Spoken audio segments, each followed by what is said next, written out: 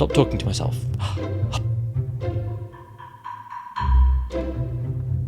Well done. You're doing well. Oh shit, I'm talking to myself again. Today I want to share with you 8 strategies for dealing with anxiety. Some of these are very practical things that you can do to change your thinking so that you can reduce anxiety, and others are things that you can think to train your brain so that anxiety becomes a thing of the past.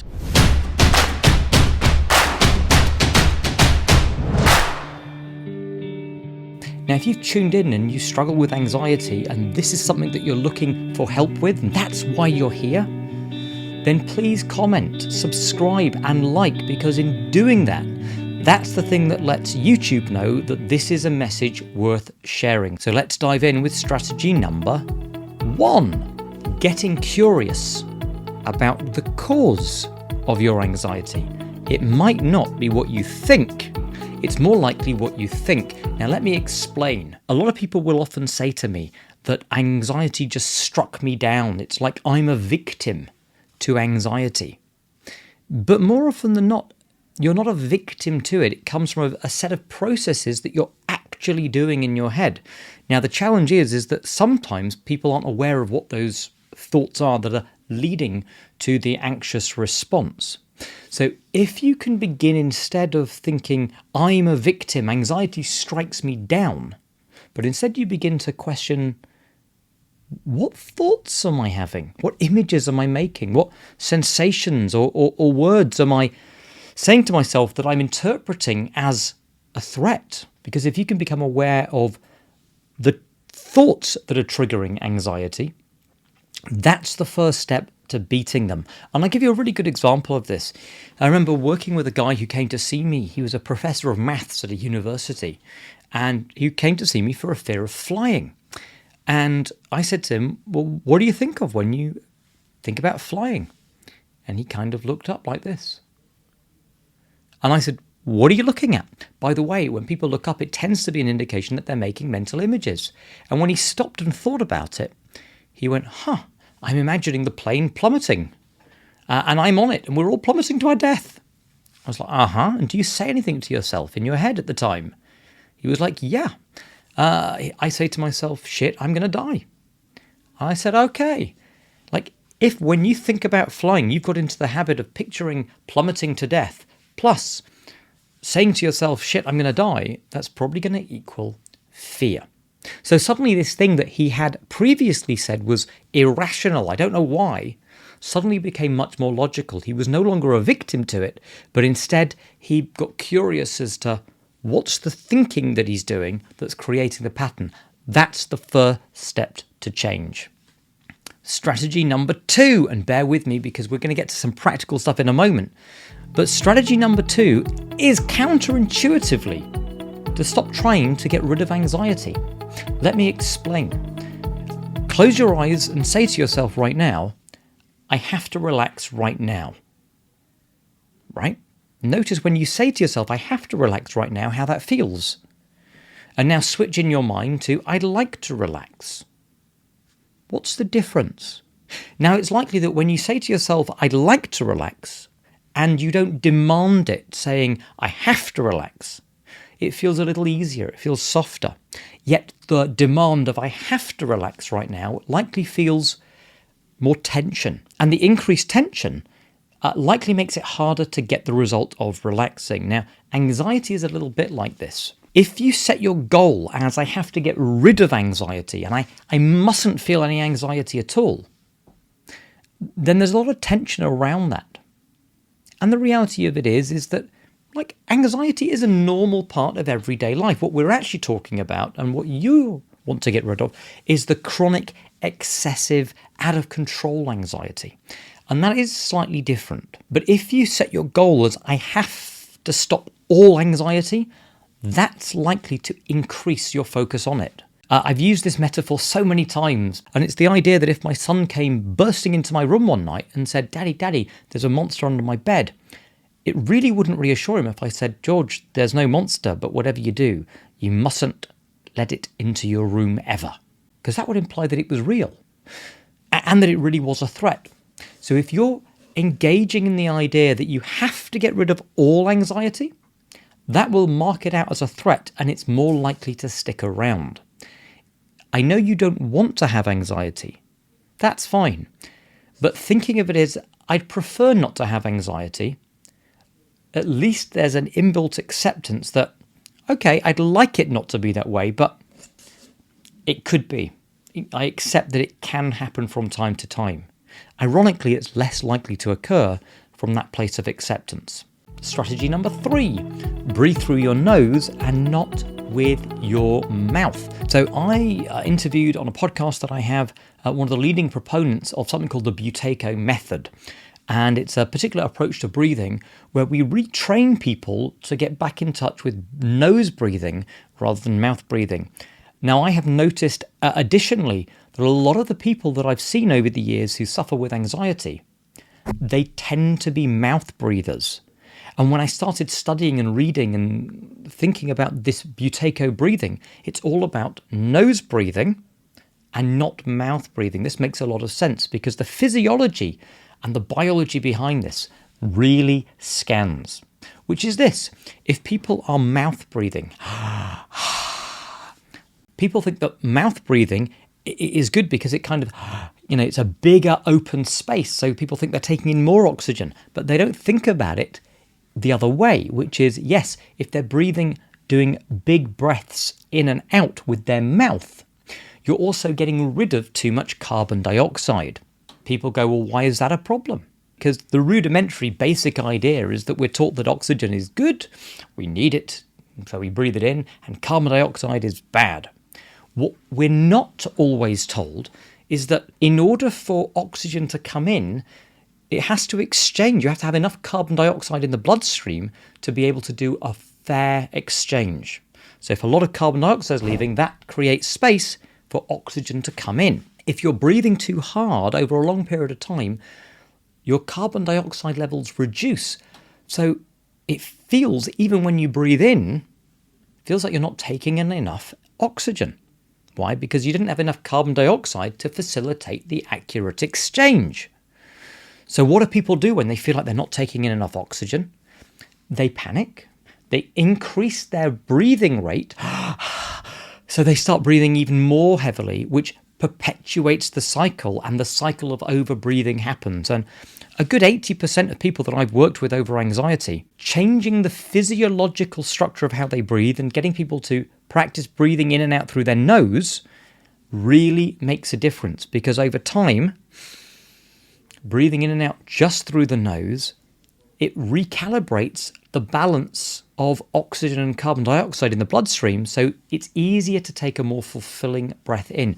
This is something that there's going to be future videos on, but there's something that I've often come across with people with anxiety who struggle with what's called air hunger. So it's that feeling that they can't take in a deep, satisfying breath, which leads them to panic and overbreathe even more. Nose is for breathing, mouth is for eating. That's the way round it should be. If you're struggling, by the way, because some people, if they've been mouth breathing a long time, they struggle because they feel like it's hard to unblock the nose, or that they're not taking in a good breath. Stay tuned and subscribe, because we're going to put exercises in that are going to help you to unblock the nose and to establish that pattern of better breathing. Strategy number 4, slow down your internal thoughts. I'll often work with people over sleep issues, and people will say to me, well, I'm trying to sleep, but I'm just talking to myself at night, all night, like, how am I going to get to sleep? What if I can't sleep? What if? And look at the time, it's 4 a.m. already, and you're not going to sleep, and blah, blah, blah, blah, blah. And so what they do is they think to themselves, well, I've got to stop talking to myself. And I don't know if you've ever tried this, but people get to like 10 seconds of, I'll stop talking to myself.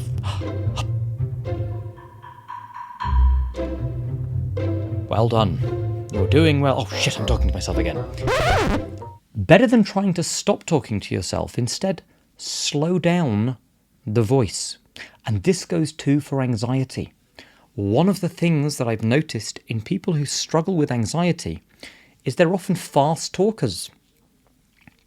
And that's often a reflection that their brain is going a million miles an hour. often with, well, what if this happens, and what if that happens, and what... And it's like they're literally ramping up their anxiety. The faster it goes, the more momentum they're giving it. So very consciously, slow down your internal dialogue. By slowing down your internal dialogue, it really helps to reduce the feeling of anxiety in the body. It slows the thoughts and it slows the body. Everything gets a little easier. So if you find yourself saying, well, what if this happens and what if that happens? Just go back and slow those same sentences down. It's not the content, what if this bad thing happens? It's often the speed that triggers the response. So repeat it as, what if this bad, and so on. Another thing that you can do if you really want to slow it down and add to the power of this approach, change the tone. Make it a silly or a sexy tone. Anything that breaks the pattern of you taking this voice too seriously is also going to help. So that's like like a strategy 4.5, which is change the tone as well. Strategy number 5, focus on what you want, not on what you don't want. Okay, people really struggle with this sometimes, but it's worth doing. If I told you right now that you mustn't focus on your left earlobe, bing, your left earlobe immediately goes into focus. Because the brain is not great at focusing on what you don't want. Much better to focus on what you do want. If my instruction was I wanted you to focus on your kneecap, telling you don't focus on your left earlobe is not a very good way of telling you what I actually want to have happen. Now, if I see someone with anxiety for the first time, I'll often say, well, how would you like to feel? And their response is, well, I just don't want to feel anxious. Now, if someone's saying all day and their focus is, don't feel anxious, don't feel anxious, don't feel anxious, that's the same as thinking to themselves, don't think about left earlobe. Left earlobe will immediately pop up. So if you're saying to yourself, don't panic, don't feel anxious, don't focus on the bad stuff, you're not really giving your body or your mind clear instructions about how you do want to feel.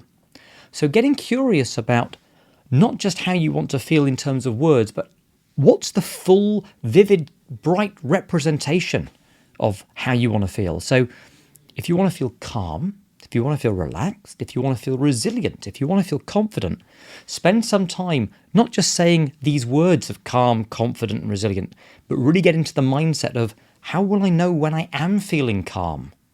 What will feeling confident be like? What will that actually feel like in a visceral sense? And begin to explore that. Do that regularly, that will help. Strategy number 6, shift into peripheral vision. This is fascinating. And by the way, let me take you back to when we were hunter-gatherers and we're out of the cave, just surveying the savannah, looking. Really, we wouldn't really be looking out at anything specific. We're just sitting at one with nature. And that posture of wide open focus, where we're just surveying everything out there, is very synonymous with there's no threat. But the moment if you're out looking on the savannah and there's an animal or there's some movement and it looks like it's coming towards you, what do people do? They would focus right in on that thing. Why? Because we want to check, is it a threat? So that very narrow field of focus sometimes is associated psychophysiologically with the feeling of there's a threat. In other words, it's not safe to just be open focused, not really looking at anything specific. We have to stay focused because that thing might eat us. That's what we're talking about. If you can very deliberately take your focus and begin to shift it outwards and begin to focus on the periphery of your vision, it's a really profound way of communicating with your body that you're safe and that there's no threat. And just becoming aware of the sides of your vision, the full savannah, as it were, tends to quieten the mind down. So play around with that. and explore that and see how you get on. Strategy number 7, beating anxiety using something called bilateral competition. Now, I've reached over and I've got my big bottle of hand sanitizer here. We'll use that, but you can use any small item to do this. And here's what you're going to do. You take the small item and you just begin to pass it back and forwards, and you do it so that it crosses the midline. Now, while I'm doing it, let me explain. The left-hand side of your brain controls the right-hand side of your body, and the right-hand side of your brain controls the left-hand side of your body. Right? By doing a gross motor action like this. Now for anxiety to work, neurologically speaking, what tends to happen is there's a cluster of neurons where anxiety is occurring. And by doing a gross motor action, which coordinates the hemispheres of your brain to have to communicate effectively to each other, back and forwards, it causes the neurons of anxiety to kind of diffuse and break up. So people often find this immensely powerful. If I see someone freaking out, I'll sometimes just go over to them and say, listen, I help people with anxiety professionally. I'll explain what I'm doing after, but just take this, and I'll give them something or get them to take their phone, just pass it back and forwards. And pretty quickly, it'll change the way they feel. I've had some people who will come in for a session with me, and they're feeling anxious. They've been working up, this is the moment where I have a session, oh no. And they go, I'm feeling anxious. That's the moment where I'll grab a juggling ball off the shelf. In fact, you can probably see them behind me there. And I'll give it to them, and I'll just ask them to pass it back and forwards. Almost without fail has changed the way they feel, and then we can proceed the session with ease. And finally, strategy number 8, detaching yourself from the thought. Now, we talked at the beginning about getting curious about what's the thought that's actually triggering this. It's not the flying, it's not the being in social situations, it's not the heights, it's always the thought about those things. And people are getting too absorbed in those thoughts. So a very useful strategy, and it's so easy and quick to apply, is that instead of thinking, for example, what if the plane crashes? Imagine almost taking a step out of that thought and saying to yourself, I'm just experiencing the thought, what if the plane crashes? By adding in the phrase, I'm experiencing the thought, what if the plane crashes, it helps you to dissociate from it so that you don't become as absorbed in the thought. This is a tremendously useful thing. And by the way, you can apply this with the internal dialogue you're saying. So if you're saying things like, I'm no good, I'm worthless, think about how it would feel different if you were instead to say, I'm just experiencing the thought I'm worthless. That's a very different thing from I'm worthless. Hope this has been helpful. There's loads more things that we could talk about in terms of beating anxiety, but I wanted to come out and give you 8 strategies that you can begin to put into practice that will really help you on that journey. As always, if this has been useful and some of this has worked really well for you, let us know. Join in the comments below, like and share and subscribe. And the reason why, and I know I said it earlier, but I'll say it again, is because the more people comment, like and share, the more YouTube thinks these are useful ideas worth spreading. So if this has helped you, please do that. Then other people can be helped as well. All the best.